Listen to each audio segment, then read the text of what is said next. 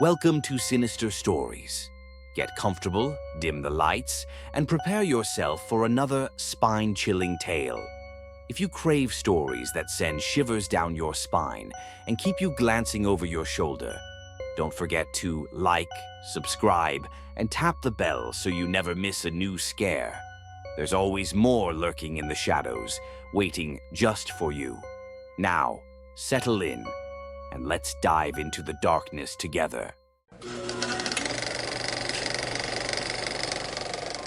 I consider myself pretty knowledgeable when it comes to the outdoors. Growing up in northern Michigan, I spent my summers fishing, hunting, and camping in areas where cell service was as rare as the wildlife I'd catch glimpses of. So, when I decided to go camping alone in October, I wasn't worried. I packed everything: high-quality gear, a sturdy tent, plenty of food, and even a satellite phone. This wasn't my first solo trip, and I wanted to get far enough into the woods that I could truly disconnect. I decided on an area in the northwest corner of Michigan's Lower Peninsula. It was perfect, secluded, dense with pines, and blessedly quiet. I set up camp about 5 miles from the nearest trailhead, well into the kind of silence that makes you aware of every tiny sound. The first night was peaceful. I read a little by lantern light, then fell asleep to the gentle sway of pine trees overhead. It wasn't until the second night that things started to get unsettling. Around midnight, a howl cut through the night air. At first, I thought it was a coyote or a wolf. But the more I listened, the stranger it seemed. The howl had this odd, almost human undertone, as if someone were trying to mimic a wolf's call but failing at it. I laughed it off, chalking it up to my imagination, but then it happened again. The same howl echoed, followed by the unmistakable sound of branches breaking. It was closer this time. I froze, listening as the rustling grew louder. Something was moving through the trees, something big. I stayed perfectly still, barely daring to breathe. The noises stopped just outside my tent. Seconds passed in complete silence, and then, I swear, something sniffed right near my tent flap. It was deep, loud, like the way a dog sniffs when it's curious. My mind raced, thinking of every animal in the area that could be that bold, but none of them seemed to fit. After a few tense moments, the sniffing stopped, and the thing retreated, leaving me in an eerie quiet. I stayed up the rest of the night, clutching my flashlight and listening to the faint rustling of leaves in the distance. Eventually, I must have fallen asleep out of sheer exhaustion. In the morning, I forced myself to laugh about it. "Just a curious animal," I muttered, trying to shake the feeling of dread that clung to me. But as I looked around my campsite, I noticed something odd. There were these massive, human-like footprints circling my tent. They were wider than any boot print I'd ever seen and had the unmistakable shape of a paw, yet somehow wrong. I convinced myself they were just bare prints distorted by the mud and decided to shake it off. I went about my day, hiking, gathering firewood, and trying to ignore the lingering unease. I kept telling myself there was a logical explanation for everything. That night, I built a roaring fire, hoping it'd ward off whatever had come sniffing around the night before. But as darkness crept in, I couldn't shake the feeling that I was being watched. The fire was a comforting, crackling companion as the night deepened, casting shadows across the trees that loomed like silent sentinels around me. I sat close, feeling the warmth on my face, but every so often I'd get the sense that someone was just beyond the firelight, lurking in the darkness. I tried to calm my nerves, telling myself it was just my imagination. But just then I heard a twig snap from somewhere beyond the circle of trees. I held my breath, straining my ears. The wind? An animal? I didn't want to think it was something more, but as the firelight flickered, I caught a glimpse of something moving between the trees. I couldn't make it out, just a shadow shifting too quickly to track, but it was tall, taller than any animal I'd expect to find out here.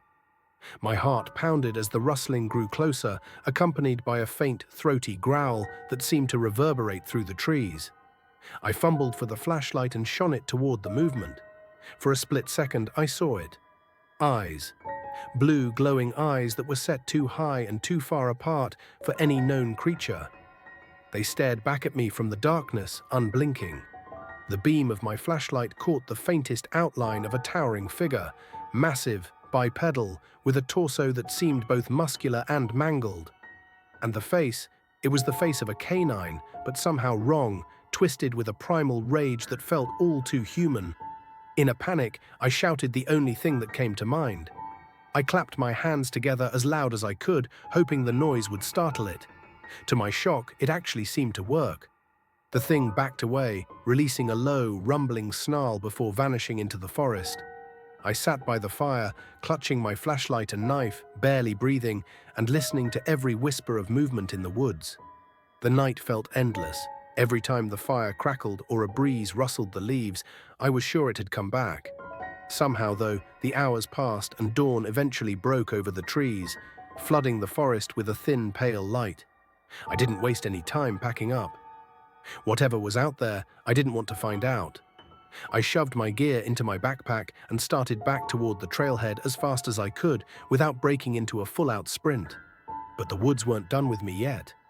I'd made it a few miles back when I felt it, the prickling sensation of being watched. I turned, scanning the trees, and there it was, standing just off the trail, half concealed by the shadows. The Dogman. Its blue eyes were fixed on me with a chilling intensity, its jaw hanging open just enough to reveal rows of sharp canine teeth. I bolted. Every instinct in me screamed to run, but as I stumbled forward, the ground gave way beneath my feet. I'd stepped into a narrow ravine, and I tumbled down, landing in a heap at the bottom, dazed and covered in dirt. I looked up, my heart sinking as I saw it standing at the edge of the ravine, peering down at me. It was silent, watching me with that eerie, almost intelligent gaze. Then slowly it crouched, letting out that same horrible howl that I'd heard the night before, a sound that echoed off the trees and sent shivers down my spine. And then, without another sound, it disappeared into the woods again, leaving me alone, bruised and terrified in the ravine. It was at that moment that I realized this thing wasn't just trying to scare me. It was toying with me, testing me. I felt like prey. And as I climbed out of the ravine, I couldn't shake the feeling that the real nightmare had only just begun. By the time I climbed out of the ravine, my body was aching, and my nerves were completely frayed. I felt like an intruder, something uninvited in a place that belonged to an ancient, unknown world. The woods were deathly silent, and even the birds had stopped chirping. Every part of me wanted to scream, to run blindly through the trees, but I knew that would be a mistake. Whatever that thing was, it was smarter than me, faster than me, and I was on its turf. I forced myself to move carefully, avoiding any sudden sounds. But with every step, I could feel it. Its presence, watching me, shadowing my every move. I had read once that if you see a predator like a mountain lion, it's already been watching you for miles.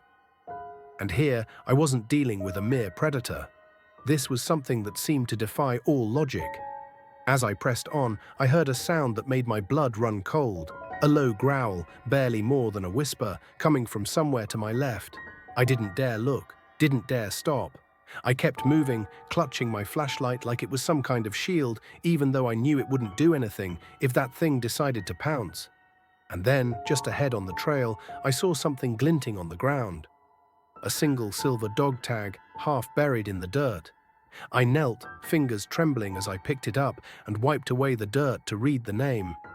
Matthew Carver. I felt a sickening lurch in my stomach.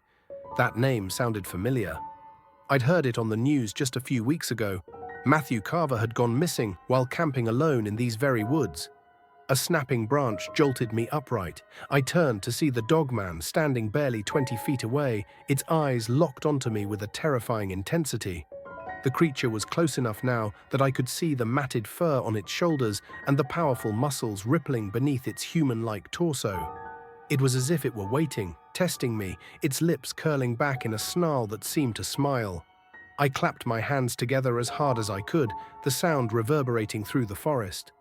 The creature flinched, its snarl fading into a look of almost disappointment. But it didn't leave.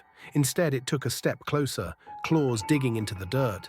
I could feel its rage, its hunger. Clapping wasn't going to save me this time. Summoning every last bit of courage, I backed up slowly, still clapping, my hands red and stinging. The creature followed, its gaze never leaving mine, its eyes reflecting a mix of intelligence and malice. Step by step, It herded me backward, forcing me off the trail and deeper into the trees. Then I saw it, a shallow cave hidden in the hillside. Something told me that if I went in, I wouldn't be coming back out.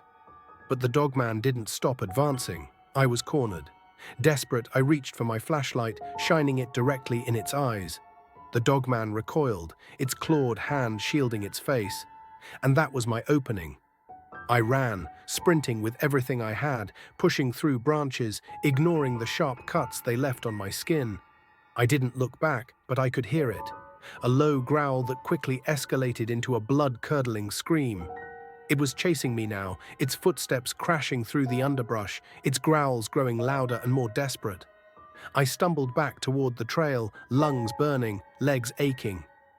I had no idea how far I'd gone or how close I was to safety, but I didn't care.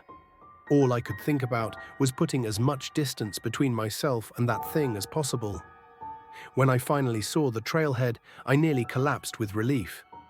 I didn't stop until I'd made it to my car, throwing myself inside and locking the doors with shaking hands.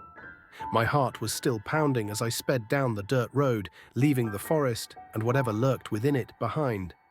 But as I looked in my rearview mirror, I could have sworn I saw those blue eyes watching me from the shadows, unblinking, as if to say, "This isn't over."